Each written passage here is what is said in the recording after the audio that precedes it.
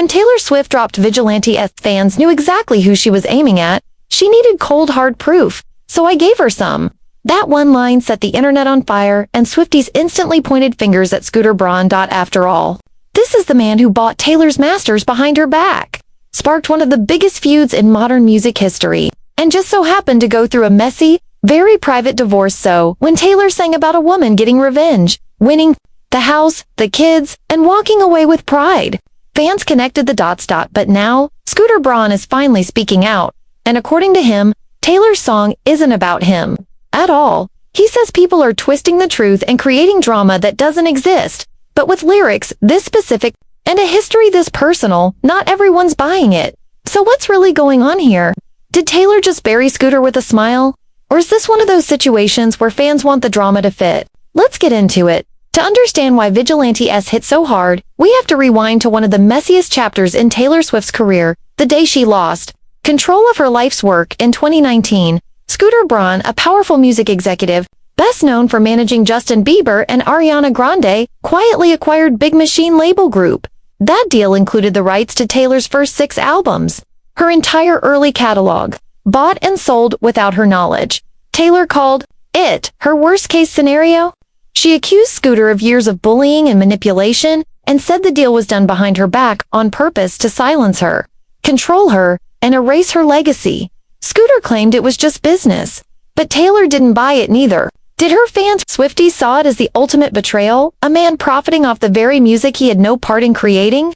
While Taylor was left powerless, and instead of backing down, Taylor did what she does best. She turned the pain into art. She re-recorded her old albums. She called the new versions Taylor's version and took back ownership, one song at a time. But that wasn't all.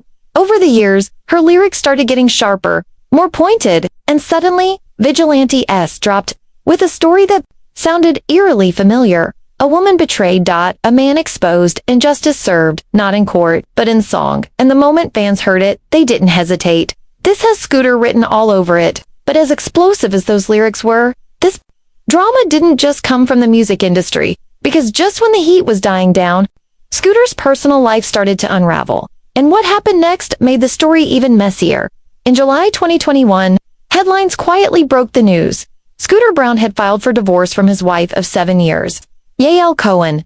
There was no explosive statement, no drawn-out tabloid war, just a neatly worded legal filing, citing irreconcilable differences. On paper, it looked clean, but fans weren't convinced. Rumors started swirling almost immediately. Some pointed to Scooter's rising ego after the Taylor Swift deal, suggesting the power had gone to his head. Others speculated that infidelity may have played a part, though no concrete evidence ever surfaced. What made it all even more suspicious was the timing. Not long before the divorce went public, Yael had posted cryptic Instagram captions about protecting peace and reclaiming your power. She even liked tweets referencing betrayal, which only added fuel to the fire. Behind the polished Hollywood image, something wasn't right, and fans couldn't help but wonder, did Taylor know something the rest of the world didn't? Because just 1 year later, Vigilante S appeared out of nowhere, and the story it told? A woman who got revenge, took the house, kept the kids, and walked away. From a powerful man with a clean conscience. It didn't name names, but the puzzle pieces fit a little too perfectly, and then came the lyric that blew everything wide open. She needed cold hard proof, so I gave her some. Fans didn't just think it was about Scooter, they thought it was Taylor speaking for Yael. Taylor Swift has always been a master of saying everything without saying anything directly, but in Vigilante S, she dropped some of the coldest, most pointed lyrics of her career, and fans immediately started connecting the dots. Let's start with the line that set the internet on fire. She needed cold, hard proof, so I gave her some. People instantly assumed she was Yael Cohen, Scooter's ex-wife, and the implication that Taylor handed over receipts, proof, evidence, something that tipped the scales in Yael's favor during their split. Then came she. Had the envelope where you think she got it from? It wasn't just spicy, it was strategic. The idea of a powerful woman receiving sealed dirt in an envelope, that's classic revenge imagery. It gave fans chills, and they were sure Taylor was painting herself as the quiet informant behind the scenes, but it didn't stop there. Now she gets the house, gets the kids, gets the pride. This wasn't just divorce talk, it was about winning. The woman in the song doesn't just survive the breakup, she thrives. She gets everything. the home, the children, her dignity, and suddenly, fans started looking back at Yael Cohen's divorce settlement. Scooter had filed for joint custody, but Yael retained primary custody. She stayed in the house. She stayed largely out of the public eye and remained graceful. Even as rumors about Scooter swirled, it all felt too specific, too detailed to be just coincidence, and fans weren't the only ones making those connections. Even gossip blogs and music critics began calling it one of Taylor's most surgical takedowns yet. But while everyone was dissecting the lyrics, Scooter Braun was preparing his response, and when he finally spoke out, it shocked everyone. After months of silence, while the internet picked apart every lyric and linked Vigilante S to his divorce, Scooter Braun finally spoke out. In a recent interview, he tried to shut it all down. His message was simple. That song's not about me. He claimed people were twisting things, that fans were just looking for drama where there wasn't any. According to Scooter, Taylor's lyrics were meant to be entertainment, not autobiography. But here's the thing, it didn't land, because Scooter's denial didn't come with any real passion or clarity. In fact, many fans said he looked uncomfortable, like someone trying to distance himself from a narrative that was already out of his control. Instead of offering details or countering the theories, he stayed vague, dismissive.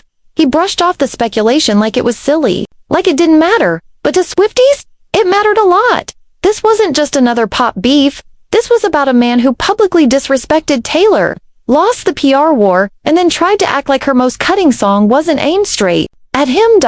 And while Scooter may have wanted to move on, the internet had other plans. Because his denial didn't quiet the conversation, it inflamed it. People went back to the lyrics. They pulled up timelines. They found more and more connections that made his denial look like a cover dash up. And the deeper fans dug, the more they believed that Scooter was hiding something. Because if Vigilante S really wasn't about him, why did it feel like every line hit exactly where it hurt? The moment Scooter Braun denied that Vigilante S was about him, fans didn't back off, they doubled down. Twitter lit up with threads breaking down every line of the song, matching lyrics with real-life events from Scooter's divorce timeline. One user even created a full side-by-side chart comparing Taylor's lyrics to Scooter and Yael's public statements during their separation. It went viral within hours. On Reddit, our pop culture racket exploded with theories. One post titled, "Taylor's Vigilante lyrics are 100% about Scooter's divorce, and here's why," got thousands of upvotes. In the comments, users pointed out how rare it is for Taylor to use such detailed revenge-fueled storytelling unless it's rooted in something deeply personal, and this track, it didn't feel like fiction. Fans also brought up the lyric about the woman getting the house. Public records show Yael kept the $30 million Brentwood mansion after the split. Coincidence? Maybe. But for Swifties, it was more like confirmation then. There was the speculation that Taylor and Yael weren't strangers. While there's no public photo of them together, some fans believe they ran in the same high society circles, especially back when Taylor dated Calvin Harris, who reportedly attended the same events as Scooter and Yael. And even more damning, in one Reddit thread, users pointed out that Scooter's interview dropped right before Taylor's recorded 1989 Taylor's version rollout. Some believed Scooter was trying to shift the narrative, to cool things down before Taylor took another public swing, but fans weren't interested in cooling anything down.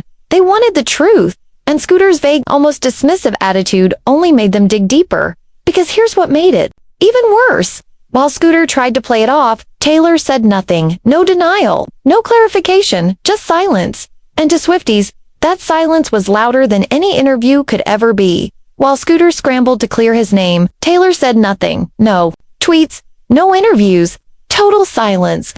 And for Swifties, that said everything. Taylor has a pattern. She lets the lyrics do the damage. No need to name names. She drops the clues, and fans connect the dots. With Vigilante S, she didn't just tell a story, she sparked a firestorm. And by staying silent, she gave it power. Every time Scooter tries to defend himself, he looks guiltier. And Taylor, she just keeps winning, topping charts, selling out shows, and never saying a word. Because when Taylor doesn't deny it, that's when it hits hardest. Scooter's losing power, big clients, big deals all slipping away, and Taylor's song still haunting him. This isn't about denying a lyric, it's about saving what's left of his image. But the truth, when Taylor casts you as the villain, there's no rewriting the script. Scooter says Vigilante S isn't about him, but the timing, the lyrics, the history, it all screams otherwise. And while he's busy defending his name, Taylor, she's not saying a word, because she already said it all. In the song,